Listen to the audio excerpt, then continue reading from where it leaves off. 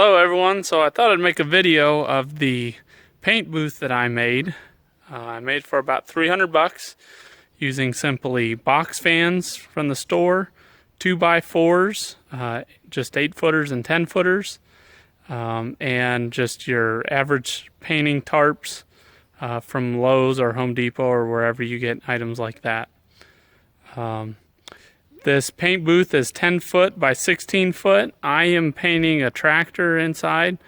So for your average car or something, you may want a little longer at a minimum, maybe wider, but you know, you can adjust the width or the length accordingly. I'll kind of identify those in some diagrams on what you might change if you want it to be longer or wider. So show you a little bit more, and then we'll show you how we build it. Alright, so unfortunately I can't stand back any further to show you more, but what you'll see in building this is it's just kind of 2x4 walls, a back that consists of a box fan up top and bottom. Everything is taped up, sealed up with shipping tape. And then I got one box fan in the front to pull the air out. And then I just created a little stand here to paint some parts with some leftover 2x4s. So, let's get on it.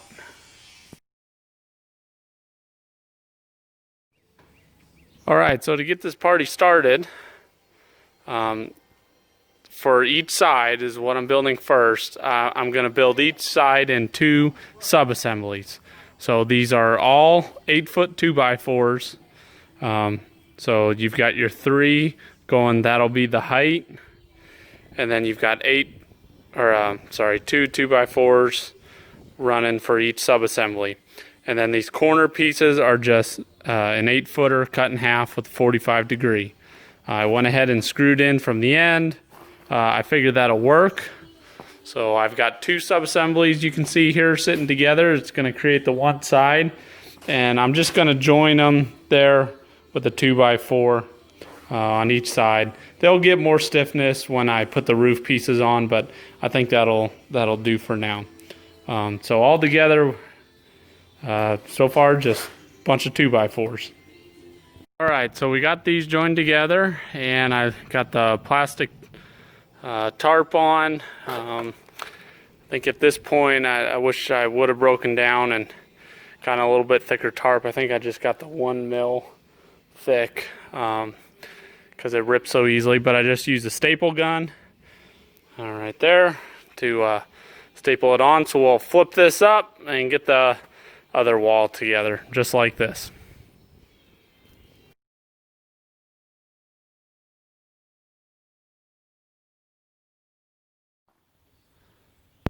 Okay, so we're at a change of plans already. The 1 mil thick tarps are just too thin, so I'm going to end up getting different tarps. So we finished this wall, and as you can see, we got this wall up.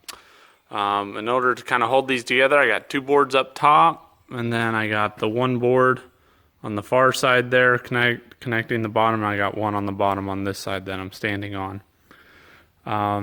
So I mocked up here the back wall or the back door. So in order to make this 10 foot wide, the top and bottom boards are 10 foot long. And then I have 8-footers going in between. Then what I did here in the middle was I have the 2 8-footers along what will be towards the center of the paint booth. You can see how I mounted this. Originally I thought about putting them this way, but I ended up putting them like that.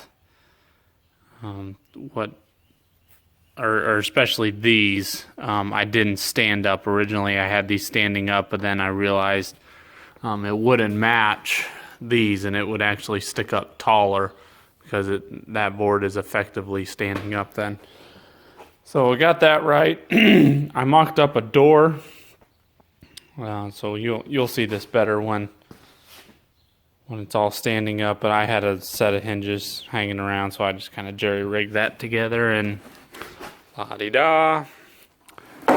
I plan to put some foam seal, like I think I bought like camper bed truck seal all around the door, so it'll seal that door. And then each of these box fans, we mounted one above and one below. I'll show you more of that later. So we'll get this wall up.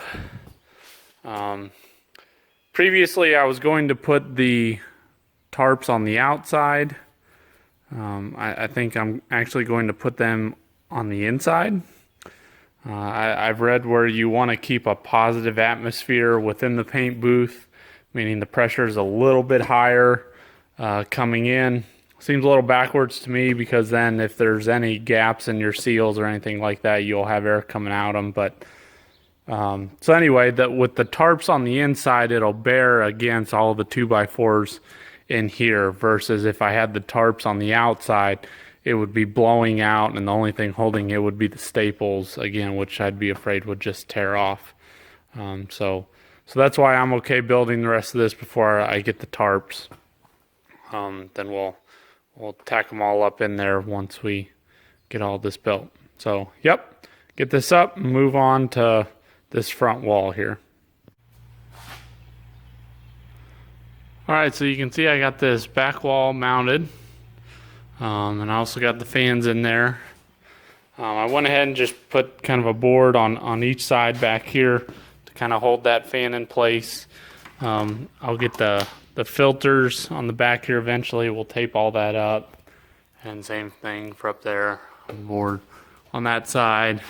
And these, I just put one screw in them, because if I want to for some reason take the fan out, I just rotate this and I can pop that fan right out of there. I forgot to take a video before I put it up, but you can see this front wall is basically the same thing. You got 2x4 by 10s on the top and bottom. You can see how they're angled to the vertical boards. 4 8-footers going along, and then same thing. I mounted this fan, a couple pieces to hold it in.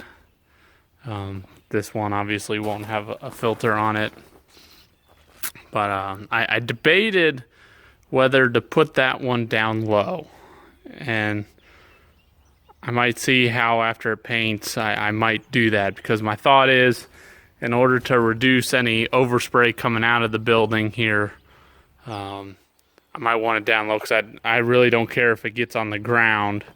You know, I was already planning on wrapping plastic around the sides here just in case. But so yeah, I had a couple extra 2x4s in order to add some stiffeners, like angle pieces from there to there and up top too. But honestly, I'm shaking it a little bit here.